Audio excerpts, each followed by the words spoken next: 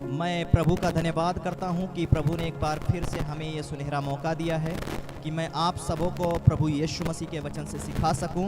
मेरे प्रियो, आज का मेरा टॉपिक है आत्मिक उन्नति कैसे करें। क्योंकि आज के समय में जब देखा जाए संसार के अंदर तो हमारे बहुत सारे मसीही भाई हैं, बहनें हैं जो चर्च जाते हैं, प्रार्थना करते हैं, बाइबल पढ़ते हैं, फिर भी वो अपने जीवनों में आत्मिक उन्नति नहीं कर पाते हैं। और आत्मिक उन्नति ना कर पाने के कारण उनका जीवन आज भी संसार के अंदर भटक रहा है। और हमारे बहुत सारे मसीही भाई हैं, बहनें हैं जो आज आत्मिक चीज़ों से ज़्यादा सांसारिक, भौतिक और जो संसार के अंदर उन्हें खींच रही हैं, ऐसी चीज़ों के पीछे वो भागे जा रहे हैं। जबकि आज के समय में हम सबको इस बातों को जानना बहुत ज़रूरी है कि एक मसीही का संपूर्ण कर्तव्य है कि वो आत्मिक उन्नति करे और प्रभु यीशु मसीह में दिन प्रतिदिन बढ़ता जाए। हालेलुया। तो मेरे प्रियो, यदि आप भी संसार में भटक रहे हैं और आपका जीवन सांसारिक तरीके से संसार के अंदर लुप्त है और आप बहुत चाहते हैं कि आप आत्मिक उन्नति करें, प्रभु में आगे बढ़ें और नहीं बढ़ पा रहे हैं, सांसारिक चीज़ें आपको खींच रही हैं, तो आज आप इस संदेश को पूरा सुने और मैं विश्वास करता हूं कि ये संदेश आपको आत्मिक उन्नति प्राप्त करने के लिए और प्रभु यीशु मसीह में आगे बढ़ने के लिए बहुत ही सहायता और मदद करेगा। हालेलुया। तो आइए हम परमेश्वर के वचन से एक वचन पढ़ेंगे और देखेंगे कि प्रभु का वचन हमें और आपको क्या शिक्षा देता है। तो मैं चाहता हूं कि आप अपने बाइबल को खोलें, निकालें यिर्मयाह की पुस्तक, उसका 9 अध्याय 23 और 24 वचन और पढ़िए। यहोवा ये कहता है, बुद्धिमान अपनी बुद्धि पर घमंड ना करे, ना वीर अपनी वीरता पर, ना धनी अपने धन पर घमंड करे, परंतु जो घमंड करे वह इसी बात पर घमंड करे कि वह मुझे जानता और समझता है कि मैं ही वह यहोवा हूँ जो पृथ्वी पर करुणा, न्याय और धर्म के काम करता है, क्योंकि मैं इन्हीं बातों से प्रसन्न रहता हूँ। हालेलुया। मेरे प्रियो, यहाँ पे हम परमेश्वर के वचन से पढ़ते हैं, यहोवा ये कहता है, बुद्धिमान अपनी बुद्धि पर घमंड ना करे और ना वीर अपनी वीरता पर घमंड करे, ना धनी अपने धन पर घमंड करे, परंतु जो घमंड करे वो इस बात पर घमंड करे कि वो मुझे जानता और समझता है कि मैं ही यहोवा हूँ जो पृथ्वी पर करुणा और न्याय और धर्म के काम करता हूँ, क्योंकि मैं इन्हीं से प्रसन्न भी होता हूँ। हालेलुया। मेरे प्रियो, आज मैं आपको 3 ऐसी बातें बताऊंगा जिसमें आप इन तीनों बातों को यदि पूरा सुनेंगे तो आप आत्मिक उन्नति 100% करेंगे। हालेलुया। क्योंकि यहाँ पे हम पढ़ते हैं परमेश्वर के वचन से कि बुद्धिमान अपनी बुद्धि पर घमंड ना करे और ना वीर अपनी वीरता पर घमंड करे, ना धनी अपने धन पर घमंड करे। आज के संसार में जब हम देखते हैं तो बहुत सारे ऐसे ज्ञानी, बहुत सारे ऐसे विद्वान, बहुत सारे ऐसे बुद्धिमान, समझदार लोग पाए जाते हैं जो अपने बुद्धि पर घमंड कर लेते हैं, अपने ज्ञान पर घमंड कर लेते हैं और दूसरे व्यक्ति को वो नीचा समझते हैं, दूसरे व्यक्ति को वो तुच्छ समझते हैं और कहते हैं हम मुझसे बड़ा ज्ञानी कोई है ही नहीं। लेकिन यहाँ पे परमेश्वर का वचन कहता है, बुद्धिमान, ज्ञानी, विद्वान, समझदार वो अपने समझदारी या बुद्धिमानी पे घमंड ना करें। और दूसरी तरफ देखते हैं बहुत सारे लोग हैं जो ताकतवर हैं, जो कुश्ती लड़ते हैं, बहुत सारे लोग रेसलर होते हैं जिनके पास बहुत ताकत होता है।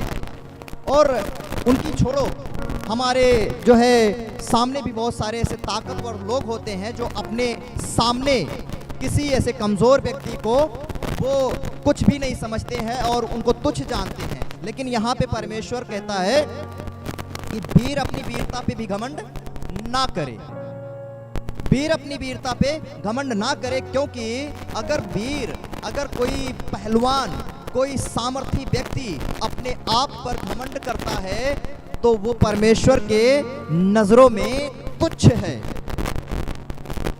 वो परमेश्वर के नजरों में तुच्छ समझा जाता है, क्योंकि परमेश्वर की सामर्थ इतनी ज़्यादा है कि परमेश्वर जो है बड़े बड़े बलवानों को, बड़े बड़े वीरों को मिट्टी में मिला देता है, तुच्छ कर देता है।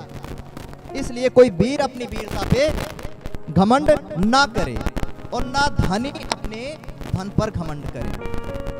आज हम देखते हैं कि बहुत सारे लोग अपने धन पे, अपने पोजीशन पे, अपने जॉब पे, अपने बिजनेस पे, अपने ऐशो आराम की जिंदगी पे घमंड कर लेते हैं और वो कहते हैं कि हमें किसी चीज़ की ज़रूरत नहीं है, हमारे पास सब कुछ जो है रब ने दिया है, परमेश्वर ने दिया है। लेकिन परमेश्वर ने दिया है वो तो बहुत अच्छी बात है, बट परमेश्वर ने घमंड करने के लिए नहीं कहा है कि तुम जो है उस धन दौलत की जो नाश होने वाली चीजें हैं उसके ऊपर घमंड करो। परमेश्वर इन चीजों के ऊपर घमंड करने के लिए नहीं कहता है।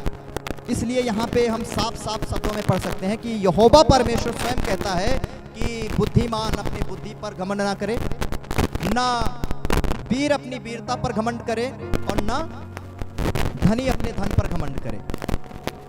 क्योंकि अगर हम इन तीनों बातों को देखें तो हम नए नियम में पढ़ते हैं कि परमेश्वर ने बुद्धिमानों को नहीं चुना है, बल्कि वो जगत के निर्बुद्धियों को चुन लिया।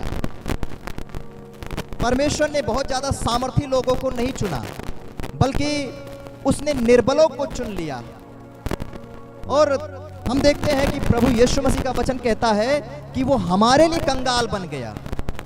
हालेलुया, हमारे लिए कंगाल बन गया।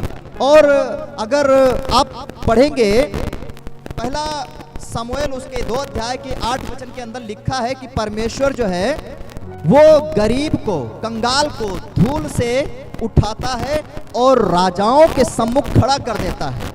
वो मिट्टी से, कचरे से उठाकर और राजाओं के सम्मुख खड़ा कर देता है, उसे महिमामान सिंहासन पर बैठा देता है ताकि वो अमीरों को, धनवानों को तुच्छ कर दे। तो परमेश्वर के सामने आकर घमंड करना ये कोई भी जो है समझदारी की बात नहीं है। इसलिए यहाँ पे प्रभु का वचन कहता है कि ये 3 प्रकार के लोग इस बातों पे घमंड ना करें कि उनके पास बुद्धि है, उनके पास धन है, उनके पास ताकत है, बल्कि वो घमंड करे तो इस बात पर घमंड करे कि वो मुझे जानता है, मुझे समझता है कि मैं यहोवा परमेश्वर हूँ जो पृथ्वी पर करुणा, न्याय, धर्म के काम करता हूँ, क्योंकि मैं इन्हीं बातों से प्रसन्न होता हूँ। अब आज जिस किसी से पूछो कि क्या आप प्रभु यीशु मसीह को जानते हो, क्या आप परमेश्वर को जानते हो, तो हर एक व्यक्ति कहता है हाँ यीशु को जानता हूँ, परमेश्वर को जानता हूँ। लेकिन जो ये कहता है कि हाँ हम प्रभु यीशु मसीह को जानते हैं, हम परमेश्वर को जानते हैं, तो उनसे प्रभु यीशु मसीह के स्वभाव के बारे में, प्रभु यीशु मसीह के चरित्र के बारे में, प्रभु यीशु मसीह के पवित्रता के बारे में, प्रभु यीशु मसीह के उस समर्पण के बारे में पूछें तो शायद उनको नहीं मालूम होता है। इन सारी चीज़ों को वो नहीं जानते हैं। लेकिन यहाँ पे परमेश्वर का वचन कहता है परंतु जो घमंड करे वो इस बात पर घमंड करे कि वो मुझे जानता, मुझे परखता है। तो नाम जानना काफी नहीं, बल्कि प्रभु की मर्जी क्या है, प्रभु की इच्छा क्या है, प्रभु का स्वभाव क्या है, प्रभु हमारे जीवन से क्या चाहते हैं, ये जानना बहुत जरूरी है। Hallelujah, hallelujah. जैसे कि एक शब्द में मैं आपको समझाना चाहता हूं कि यदि मैं ये कहूं कि मैं आपको जानता हूं, या आप कहें मैं कि पास्टर को जानता हूं, तो शायद मेरे भाई आप मेरे नाम को जानते हो या मैं आपके नाम को जानता हूं, लेकिन मेरी क्या इच्छा है, मैं क्या चाहता हूँ, मेरा स्वभाव कैसा है, मेरा समर्पण कैसा है, ये आप नहीं जानते हैं। ना आपकी इच्छा क्या है, आपका मर्जी क्या है, आपका समर्पण क्या है, आपके स्वभाव क्या हैं, आप कितने गुस्सैले हैं, इस बातों को मैं नहीं जानता हूँ। इसलिए सिर्फ मैं आपका नाम जानता हूँ, आप मेरा नाम जानते हैं। तो ये जानना नहीं होता है, बल्कि सही मायने में मुझे मेरी पत्नी जानती है, मुझे मेरी पत्नी जानती है, मेरी पत्नी समझती है संसारिक तौर पे कि जो है मेरा स्वभाव क्या है, मेरी इच्छा क्या है, मेरा जो है पवित्रता क्या है, मैं किस बातों से खुश होता हूँ, किस बातों से दुखी होता हूँ, ये मेरी पत्नी जानती है। और मेरी पत्नी के बारे में मैं जानता हूँ, मैं उसे समझता हूँ। क्यों समझता हूँ? क्योंकि मेरी पत्नी और मैं एक दूसरे के साथ हर समय रहते हैं और उसकी क्या इच्छा है, क्या मर्जी है, क्या वो चाहती है, किस बातों से खुश होती है, मुझे मालूम होता है। वैसे ही आपकी वाइफ हैं, आप हैं, आप एक दूसरे के बारे में सबसे अच्छा जानते हैं। क्यों अच्छा जानते हैं? क्योंकि दुनिया से अलग और एक बहुत ही खास रिश्ते में परमेश्वर ने आपको आपके पत्नी के साथ रखा है। इसलिए आप अपने माता पिता से अलग होकर आप अपनी पत्नी के साथ एक तन होते हैं और आपकी पत्नी आपसे खुलकर बात करती है, आप अपनी पत्नी से खुलकर बात करते हैं, तो आपका रिश्ता दिन प्रतिदिन मजबूत होता चला जाता है और आप एक दूसरे को दिन प्रतिदिन समझते चले जाते हैं कि आप एक दूसरे के स्वभाव को, एक दूसरे के चरित्र को, एक दूसरे की पवित्रता को, एक दूसरे के हर एक प्रकार की इच्छाओं को समझते चले जाते हैं। वैसे ही हमें भी जब हम और आप परमेश्वर के साथ अपने रिश्ते को मजबूत करते हैं तो हम परमेश्वर की इच्छा, परमेश्वर की मर्जी, परमेश्वर के स्वभाव, परमेश्वर की जो है पवित्रता, परमेश्वर की सिद्धता और हमारे जीवन में परमेश्वर क्या चाहता है, इन सारी बातों को मैं और आप समझ पाते हैं।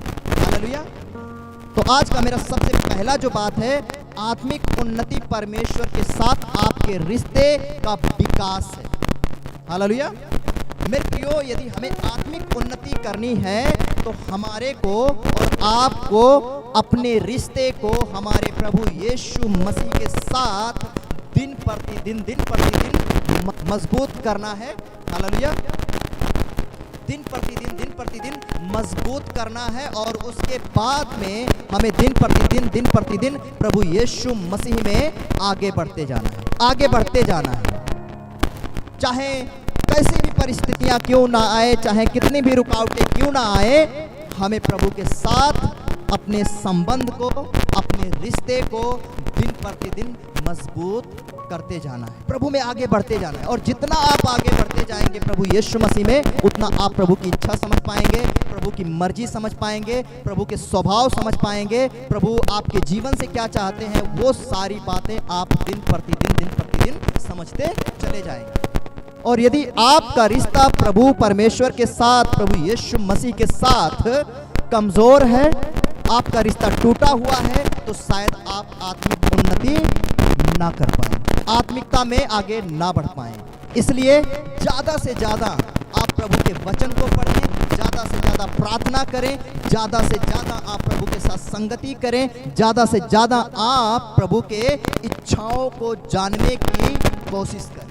और जितना आप प्रभु की इच्छाओं को जानेंगे, उतना आप दिन प्रतिदिन आत्मिक उन्नति करते चलेंगे और आप सांसारिक और भौतिक और अभिलाषाओं के अंदर कमजोर होते चले जाएंगे और आपके अंदर प्रभु बढ़ता चला जाएगा। हालेलुया। इसलिए हमें सबसे पहले अपने परमेश्वर के साथ, अपने प्रभु यीशु मसीह के साथ, जिसने हमारे लिए आपके लिए जान दिया है, उसके साथ अपने रिश्ते को दिन प्रतिदिन विकास करना है, दिन प्रतिदिन बढ़ते जाना है। परिस्थितियां बहुत आएंगी रोकने के लिए, बहुत सारे आएंगे रोकने के लिए, लेकिन उन रुकावट की बातों को आप इग्नोर करके प्रभु यीशु मसीह को जब प्रथम स्थान देना चालू कर देंगे मेरे प्रियो, तो प्रभु यीशु मसीह आपको कभी भी पीछे नहीं रखेगा, बल्कि आपको प्रभु यीशु मसीह आगे लेकर आ जाएगा और आपको आगे कर देगा। हालेलुया। और मेरी दूसरी बात है, आत्मिक उन्नति यीशु मसीह के स्वरूप में आपका बदल जाना है। हालेलुया। मेरी दूसरी बात है, आत्मिक उन्नति यीशु मसीह के स्वरूप में आपका बदल जाना है। पढ़िए 2 कुरिन्थियों उसका 3 अध्याय 18 वचन।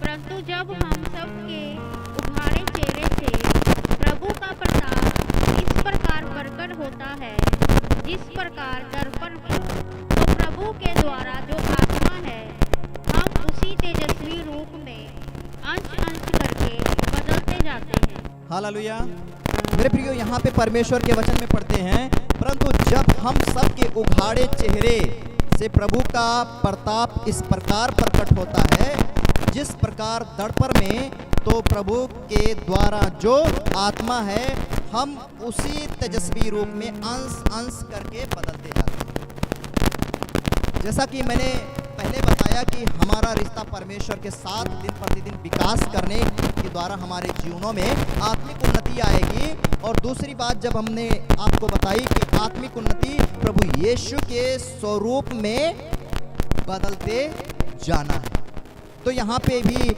यही बातें परमेश्वर के दास लिख रहे हैं प्रेरित पौलुस कि प्रभु के द्वारा जो आत्मा है हम उसी तेजस्वी रूप में अंश करके बदलते जाते हैं।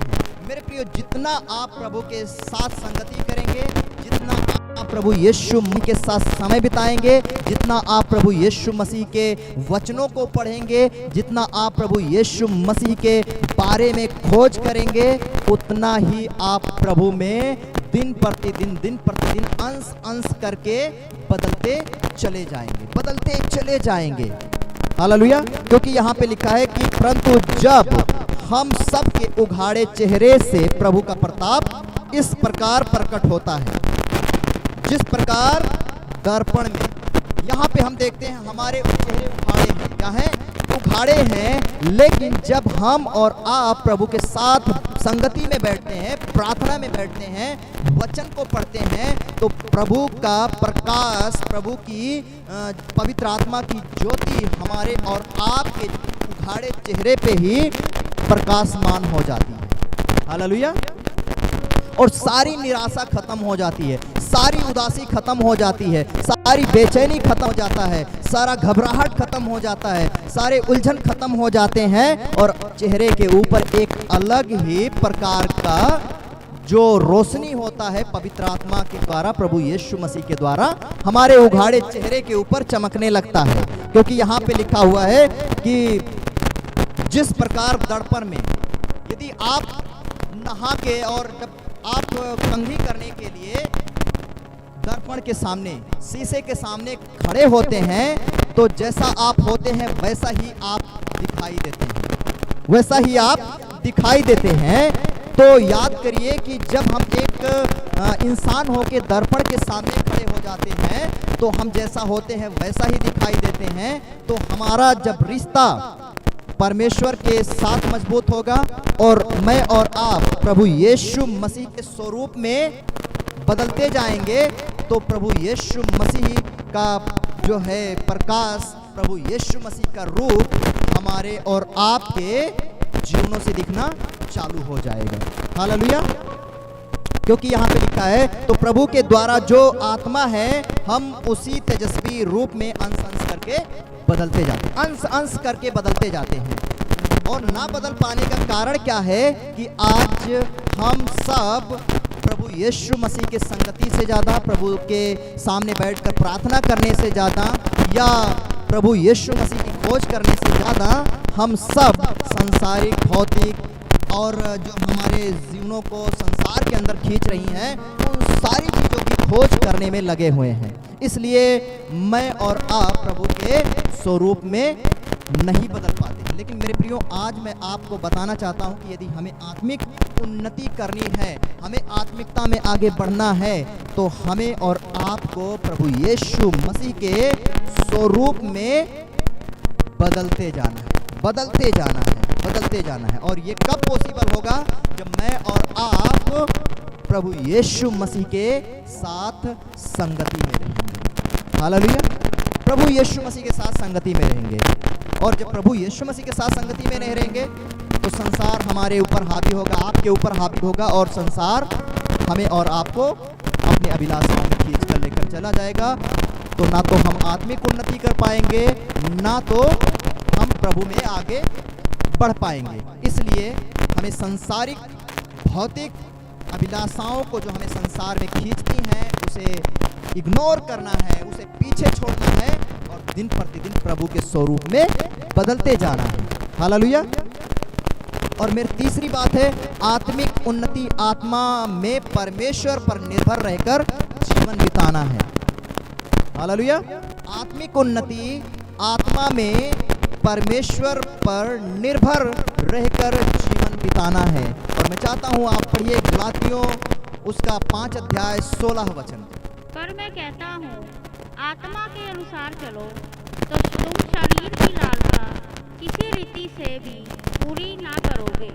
मेरे प्रियो, जैसा कि यहाँ पे हम परमेश्वर के वचन से पढ़ते हैं, लिखा है पर मैं कहता हूं आत्मा के अनुसार चलो तो तुम शरीर की लालसा किसी रीति से पूरी ना करोगे। शरीर की लालसा किसी रीति से पूरी ना करोगे।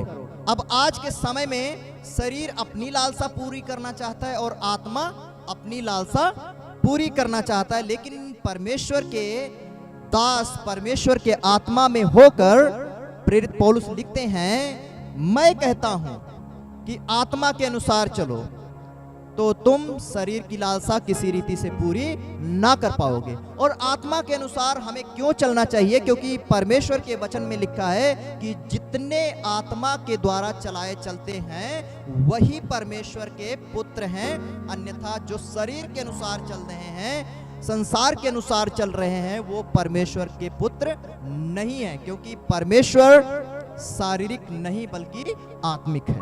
इसलिए मेरे प्रियो, हमारे को ये जानना है कि हमें और आपको, जब हम इस संसार के अंदर रहते हैं और इस संसार के संसारिकता से हम बाहर निकल कर आए हैं और प्रभु यीशु मसीह के ऊपर विश्वास करके अपने जीवन को प्रभु यीशु मसीह को दिया है, तो हमें और आपको प्रभु यीशु मसीह के आत्मा में परमेश्वर पर निर्भर रहकर अपने जीवन को बिताना है। अपने आप पे नहीं, अपने आप पे निर्भर ना रहें, संसार के ऊपर निर्भर ना रहें, किसी और के ऊपर निर्भर ना रहें, बल्कि आत्मा में परमेश्वर पर निर्भर रहें। हालेलुया। जब मैं और आप प्रभु परमेश्वर पर निर्भर रहते हैं तो प्रभु हमारा कभी हमें धोखा नहीं देता है। प्रतिदिन हमें और आपको वो अपने पवित्र आत्मा की अगुवाई में चलाता है और हर एक प्रकार के पाप से, पाप के बंधन से, श्राप से, हर एक प्रकार के संसारिक चीजों से, संसारिक विचारों से, संसार के अंदर खींचने वाली अभिलाषाओं से परमेश्वर का पवित्र आत्मा हमें और आपको बचाता चला जाता है। हालेलुया। परमेश्वर का पवित्र आत्मा हमें और आपको बचाता चला जाता है। इसलिए हमें और आपको यदि आत्मिक उन्नति करना है तो आत्मा में, शरीर में नहीं, आत्मा में परमेश्वर पर निर्भर रहकर अपने जीवन को बिताना है। क्योंकि बाइबल कहती है यदि शरीर के अनुसार दिन काटोगे तो मरोगे। शरीर के अनुसार दिन काटने वाला व्यक्ति हमेशा विनाश की कटनी काटता है, लेकिन जो आत्मा के अनुसार चलता है वो आत्मा के अनुसार अनंत जीवन की कटनी काटेगा। हालेलुया। अनंत जीवन की कटनी काटेगा। इसलिए हमें और आपको आत्मा में परमेश्वर पर निर्भर रहकर अपने जीवन को व्यतीत करना है। हालेलुया। तो मेरे प्रियो, आज मैंने आपको आत्मिक उन्नति कैसे करें में 3 बातें सिखाई हैं और 3 बातों को मैं फिर से रिपीट कर रहा हूं, जिनमें से मेरी पहली बात थी आत्मिक उन्नति परमेश्वर के साथ आपके रिश्ते का विकास है, और दूसरी बात आत्मिक उन्नति यीशु मसीह के स्वरूप में आपका बदल जाना है, और तीसरी बात आत्मिक उन्नति आत्मा में परमेश्वर पर निर्भर रहकर जीवन बिताना है। मेरे प्रियो, ये 3 बातें आप अपने जीवन में लागू करें और इन 3 बातों के ऊपर आप प्रभु से प्रार्थना करें, मनन करें, और मैं विश्वास करता हूं कि ये 3 बातें आपको आत्मिक उन्नति करने में बहुत ही सहायता करेगा और आपको परमेश्वर इस वचन के द्वारा बहुत ही आशीष देगा। हालेलुया। सबको जय मसीह की। प्रभु आप सबको इस वचन के द्वारा बहुत आशीष दे। God bless you.